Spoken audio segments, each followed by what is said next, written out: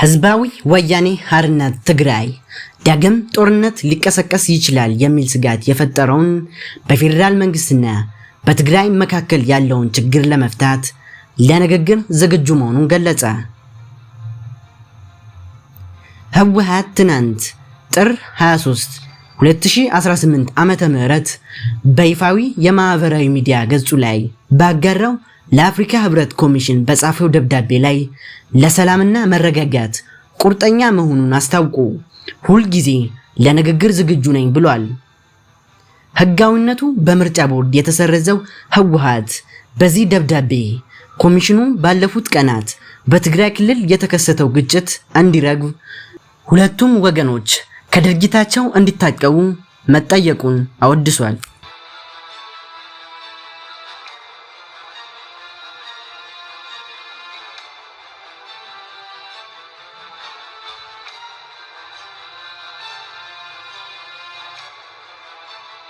የአፍሪካ ህብረት ኮሚሽን ሊቀመንበር መሐመድ አሊ የሱፍ ዓርብ ዕለት ባወጡት መግለጫ የፌደራል መንግስትና ህወሓት በክልሉ ያለውን ሁኔታ ላለማባባስ በከፍተኛ ሁኔታ እንዲታቀቡ መጠየቃቸው ይታወሳል።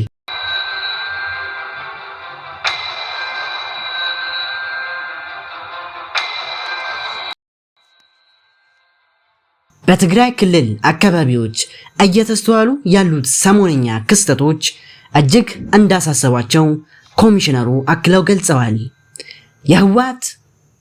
የህወሓት ሊቀመንበር ደብረጽዮን ገብረ ሚካኤል በደብዳቤያቸው ድርጅታቸው በትግራይና በፌደራል መንግስት መካከል ያለውን ጉዳይ ለመፍታት ንግግር ብቸኛ አማራጭ እንደሆነ ያምናሉ ብለዋል። ህወሓት ለኮሚሽኑ በላከው ደብዳቤ ሐቀኛ፣ አካታች እና ውጤት ተኮር ውይይት ለማድረግ ቁርጠኛ መሆኑን ገልጾ የአፍሪካ ህብረት ይህንን እንደሚያደርግ እምነት እንዳለው አስታውቋል። በዚህ መሰረት ህወሓት ገንቢ በሆነ መንገድ በአፍሪካ ህብረት አደራዳሪነት ውይይት ለማድረግ ዝግጁ መሆኑን ገልጿል። ባለፉት ቀናት የትግራይ እና የአማራ ክልሎች በይገባኛል በሚወዛገቡበት ጸለምት አካባቢ ህወሓትና በፌደራል መንግስት መካከል ግጭት መከሰቱ ተዘግቧል። የዜና ወኪሎቹ ኤኤፍፒ እና ሮይተርስ የአማራና የትግራይ ክልሎች ጸለምት አካባቢ በኢትዮጵያ መንግስትና በትግራይ ኃይሎች መካከል ግጭት መካሄዱን የደህንነትና የዲፕሎማቲክ ምንጮችን በመጥቀስ ዘግበዋል። በትግራይ ክልል 3 አካባቢዎች ላይ በተፈጸመ የድሮን ጥቃት አንድ ሰው መገደሉን ፖሊስ ገለጸ።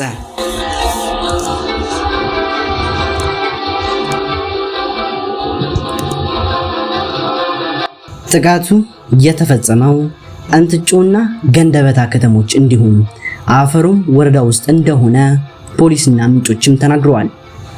በእንጥጮና ገንደበታ ከተሞች የተፈጸሙ የድሮን ጥቃቶች ተሽከርካሪዎችን ኢላማ ያደረጉ እንደሆነ ተገልጿል።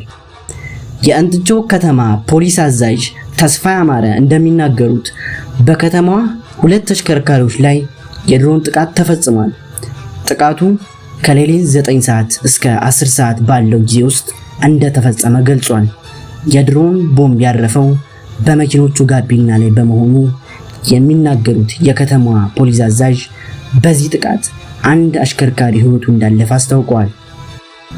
የተሽከርካሪው ረዳት የሆነ አንድ ግለሰብ ደግሞ ጉዳት ደርሶበት ወደ ሆስፒታል መወሰዱን አስረድተዋል።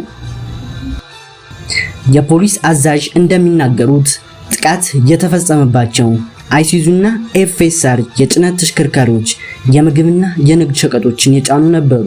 የእንጥጮ ከተማ መንግስት ኮሚኒኬሽን ጽህፈት ቤት ጥቃቱን በተመለከተ በፌስቡክ ገጹ ባወጣው መረጃ ከተሽከርካሪዎቹ አንዱ ሙዝ ጭኖ እንደነበር ገልጿል። ሌላኛው መኪና የጫነው ደግሞ ዘይትና የተለያዩ ሸቀጣሸቀጦች እንደሆነ ጽፏል።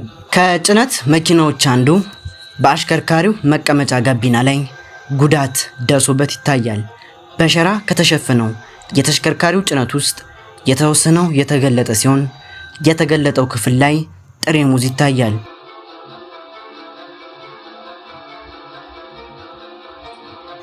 ማህበራዊ ሚዲያ ላይ በተሰራጨ አንድ ቪዲዮ ሰዎች ጥቃት ከደረሰበት ከዚህ መኪና አንድ ሰው በጨርቅ ሸፍነው ሲያወጡና መሬት ላይ ሲያስቀምጡ ይታያል። ስፍራው ላይ የፖሊስ ደንብ ልብስ የለበሱ እንዲሁም መንገድ ዳር ተሰብስበው የሚመለከቱ ነዋሪዎች ይታያሉ። ይሁን እንጂ ቢቢሲ የዚህን ቪዲዮ ትክክለኛነት በገለልተኛነት አላረጋገጠም። የእንጥጮ ከተማ ኮሚኒኬሽን የለጠፈው ሌላ ፎቶ ከመሃል ጀምሮ የጭነት ሸራው የተቀደደ ሌላ ተሽከርካሪን የሚያሳይ ነው። በተቀደደው የሸራ ክፍል ላይ ካርቶኖቹ ቢጫ የዘይት ጀሪካና በፕላስቲክ የታሸጉ መጠጥ መሰል ነገሮች አሉ። መሬት ላይ ደግሞ በፕላስቲክ የታሸገ ፈሳሽ ዘይት ተቀምጦና ወድቆ ይታያል። በገንደበታ ከተማ የተፈጸመው ጥቃት በተመሳሳይ ተሽከርካሪ ኢላማ ያደረገ እንደሆነ የፖሊስ አዛዡና ምንጮቹ ገልጸዋል። ቢቢሲ ትግርኛ ያነጋገራቸው ምንጮች እንደገለጹት ንጋት 11 ሰዓት ተኩል ገደማ ጥቃት የተፈጸመባቸው ተሽከርካሪዎች በርበሬና ሌሎች የንግድ ዕቃዎችን ጭነው ነበር። በገንደበታ ከተማ እና በአፈሮም ወረዳ በተፈጸሙ ጥቃቶች በሰው ላይ ጉዳት ስለመደረሱ አልታወቀም። የእንጥጮ ከተማ አስተዳደር በበኩሉ የድሮን ጥቃት በሌሎች አካባቢዎች ሊደገም ስለሚችል ማህበረሰቡ ከፍተኛ ጥንቃቄ እንዲያደርግ አሳስቧል። የፌዴራል መንግስትና የትግራይ ኃይሎች ካለፈው ሳምንት መጨረሻ አንስቶ ግጭት ውስጥ ገብተዋል። የኢትዮጵያ ሰብአዊ መብቶች ኮሚሽን በትግራይ፣ አማራ እና አፋር ክልሎች አዋሳኝ አካባቢዎች ግጭት መቀስቀሱን ትናንት ዓርብ ባወጣው መግለጫ አረጋግጧል። በሁለት ዓመቱ ደም አፋሳሽ የትግራይ ጦርነት ወቅት በስፋት ጥቅም ላይ የዋለው የድሮን ጥቃት ድጋሚ በተቀሰቀሰው ግጭት ጥቃት ሲያደርስ ይህ የመጀመሪያው አይደለም። በዚህ ሳምንት የትግራይ ኃይሎች እና የፌዴራል ኃይሎች ግጭት ውስጥ በገቡበት ጸለምት አካባቢ የድሮን ጥቃት መፈጸሙ ነዋሪዎች ለቢቢሲ ተናግረዋል።